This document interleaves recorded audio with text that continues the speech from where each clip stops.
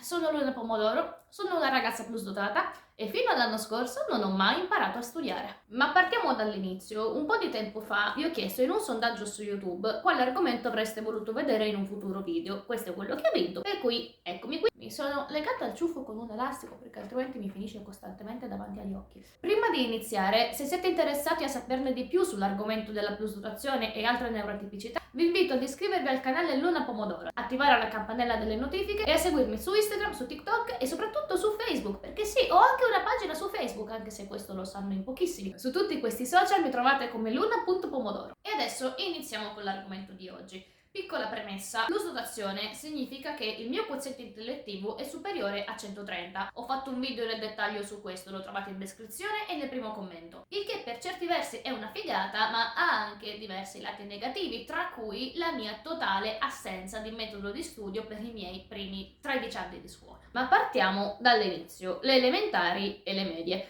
Per chi mi segue dall'estero, il sistema scolastico italiano si divide in 5 anni di scuola elementare, 3 anni di scuola media, 3 o 5 anni di scuola superiore ed eventualmente l'università. Dunque, per tutte le elementari e per tutte le medie, il mio metodo di studio consisteva nello stare attenta in classe e studiare 1 o 2 ore la sera prima della verifica. E non solo i miei voti sono sempre stati molto alti, tranne che in ginnastica, ma questa è un'altra storia, ma a distanza di giorni, mesi o anni mi ricordavo perfettamente tutto quello che avevo studiato, il che era effettivamente una figata perché avevo un sacco di tempo libero, ma già da qui dovrebbe iniziarsi a capire dove andrà a finire questa storia. Comunque, dopo 8 anni di quasi spensieratezza, arrivarono le superiori. Lì la mia assenza di metodo di studio ha iniziato a pesare, ho preso un paio di insufficienze e soprattutto, realizzando che stare attenta in classe non bastava più, ho iniziato a mettere in pratica 2 cose da non fare mai. Uno, il malefico leggi e ripeti, che purtroppo è un metodo di studio usato da troppi studenti, ma è da evitare come la peste. 2, a studiare un sacco la sera prima della verifica, perché ovviamente non avevo mai imparato ad organizzarmi, con il risultato che andavo a dormire ad orari non esattamente consoni per un adolescente che doveva svegliarsi ogni mattina alle 7. Comunque, alla fine, a livello scolastico, le superiori sono state sì impegnative, ma alla fine me la sono cavata abbastanza bene, anche perché, pessimo metodo di studio a parte, amo studiare e amo imparare. Ma è stato poi all'università che ho dovuto confrontarmi con la dura realtà. Dovevo studiare tanto, bene e in maniera continuativa. Stare attenta a lezione era solo una piccola parte del processo.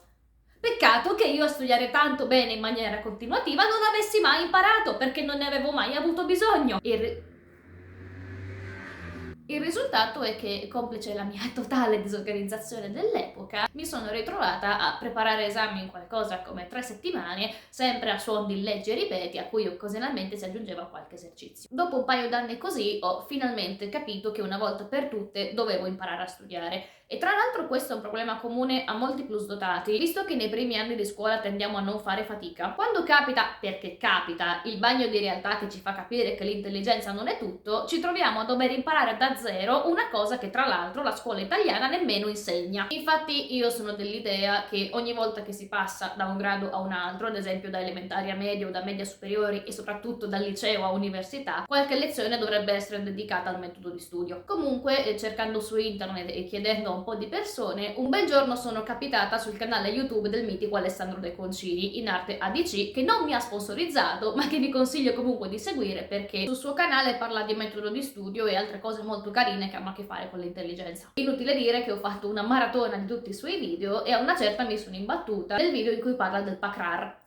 E che cos'è il PACRAR? È un acronimo che sta per pianificazione, acquisizione, comprensione, rielaborazione, applicazione, ricordo. Ed è la base per costruire un buon metodo di studio che alla fine è quello che ho adottato io. Ma vediamolo più nel dettaglio. A P di pianificazione, io pianifico tutto, in modo da sapere cosa devo fare e quando. Poi devo ancora imparare a fare piani realistici che non mi sovraccarichino di lavoro, ma ci sto lavorando. A di acquisizione, quello che normalmente viene in mente quando si pensa allo studio, ossia lettura del materiale, ricerca delle parole chiave, eccetera, eccetera, eccetera. C di comprensione, farsi domande e assicurarsi di aver effettivamente capito quello che si è appena letto, anche perché, ripetiamolo tutti insieme, il leggi e ripeti non funziona. R di rielaborazione, schemi di qualsiasi tipo per rielaborare quello che si è acquisito, perché finché non rielabori rimane lì come una specie di monolite e la ripetizione a pappagallo è dietro l'angolo. A di applicazione, Esercizi, esercizi, esercizi, tanti esercizi da fare dopo aver acquisito una certa informazione e non alla fine come facevo io una volta, perché altrimenti perdi un sacco di tempo ad andarti a ricercare quello che hai studiato all'inizio perché nel frattempo l'hai dimenticato. R di ricordo, richiamare alla memoria le informazioni acquisite ed eventualmente memorizzare dettagli tecnici con tecniche di memoria. Ora, visto così sembra una roba lunga e complicatissima, ma vi posso assicurare che non lo è, anzi fa risparmiare un sacco di tempo. Comunque, se siete disperati e vi serve un trattamento più drastico, io vi consiglio il suo videocorso Sistema DC. Ciao Alessandro, ti ho anche fatto la marchetta, cosa vuoi di più dalla vita? Insomma, per riassumere in pochissimo tempo, il mio metodo di studio è il fantastico Pacrar di Alessandro De Concini e il metodo di studio andrebbe insegnato dalle scuole. Detto questo,